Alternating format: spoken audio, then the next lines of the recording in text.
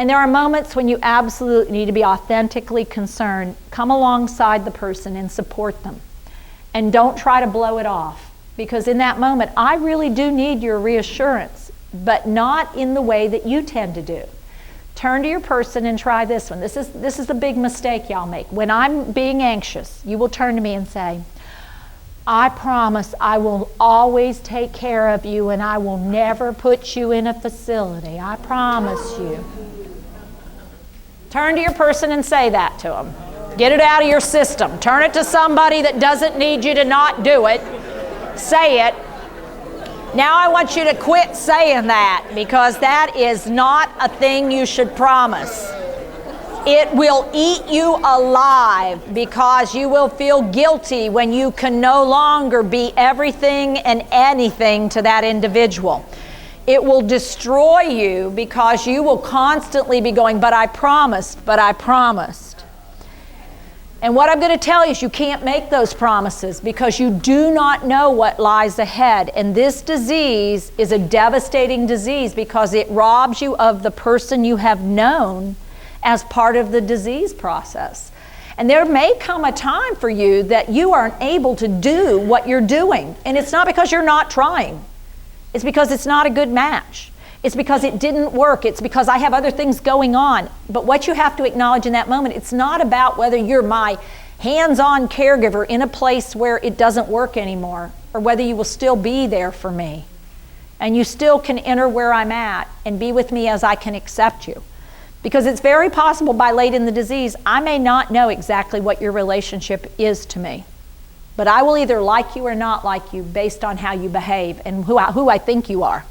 And it may not be who you really are. You may be my husband, and in that moment, you're that nice fella that comes from the church. Because I actually think my husband is 20 years old, and I think I'm 20 years old. And I think I have a little baby that's 2. And so when you say something like, Mama, I'll go, what are you talking about? And you have to be willing to let go of what was to spend time with me where it is. And if that's hard, you need to realize you need to take care of you so you can take care of me. And it may be you may need to step away a little bit. It may be that my home is no longer the best place for me to get care. It could be that you're not my best caregiver because I don't like you seeing me naked. And I'll let somebody else see me naked. Matter of fact, out on my front porch, I get that way sometimes. But you're not going to come in my bathroom and strip my pants off me. Do you hear me?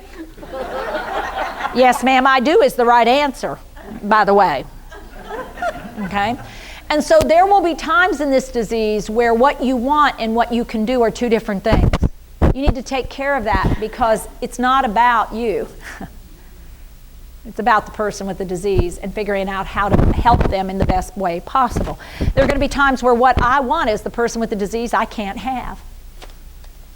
And one of the really hard times is going to be when I turn to you and I say, okay, I want to go home. I've got to go home. Please just take me home. I promise. Please take me home. Why are you doing this? Here's what I want you to hear. The words I am saying under those words is that I want my life back. I want my life back. I want my life back as I knew it. I want me back as I had it. I want everything like it was. I want all the pieces back in place. And as the disease progresses, I may want that back when I was 20. Can you make me be 20? Can you take that and make that happen? No. And so what you have to acknowledge, this disease changes everything. And the hard part for us is acknowledging we can't make it like it was. And when I say I want to go home, here's the frustration for you. Some of you try. You do your very best, and you take me back to the house that I had been in. And I turn to you and I say, why'd you bring me here? And you say, you said you wanted to come home. I was talking about my house.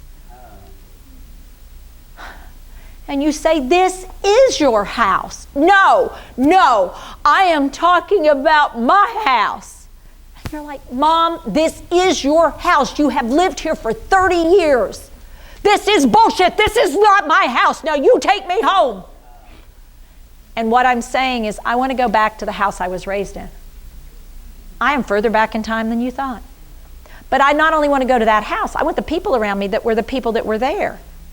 I want my mom and my dad. Can you give me those people back? Not like that, you can't. And so one of the hardest things sometimes to visit is when I'm in those moments when I'm lost, because I'm losing important things. I'm losing my life. I'm losing my memories. And the hard part for you is making sure you're ready for this when you come to spend time with me, and that you understand what it is I'm losing. I lose something because sometimes I hide things because I'm afraid someone will take them. Like my pocketbook. I hide it because people take it and they steal stuff. And then when I can't find it where I always keep it, I accuse that girl you hired of stealing it, because they'll steal stuff, you know that. And I'll say I actually saw her take it, because my brain tricks me into believing that. What I actually saw her do is take out the trash. What I actually saw her do is pick up her own purse and walk out. What I actually saw her do was leave with the clothes we decided to give to Goodwill. The problem is my brain doesn't remember what it saw. It knows it saw something, and my purse is missing, and my brain hooks those two things together. If you don't understand the disease, when you find the pocketbook in the drawer, what do you want me to do? Apologize and recognize who put it in the drawer. Who do you think put it in the drawer? Who would come into your bedroom and put that purse in the drawer, Mom? Who do you think? Huh? You really think that woman that we have cleaning this house would come in your bedroom and put your purse in the drawer? She didn't. You owe her an apology. Give it up. This is you being out of control. This is you not realizing that her brain is dying. And the reason she hid that purse, she was feeling uncomfortable about the whole situation. She didn't like you having that girl in the house. She didn't like you doing that stuff.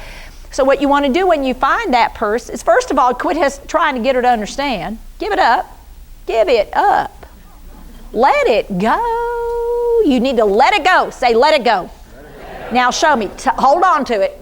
Bring all this stuff that you can't quite let go of. You got it. What she says, what she does, how she looks, how she smells, what she says back to you, what she did yesterday, what all. And now, let it go. If you can't let it go, you can't spend time with me.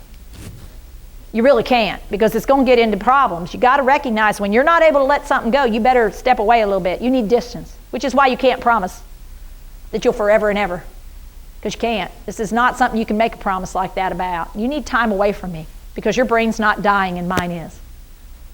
And you're going to have needs that you have to meet that I have different needs, and I need to get those met too.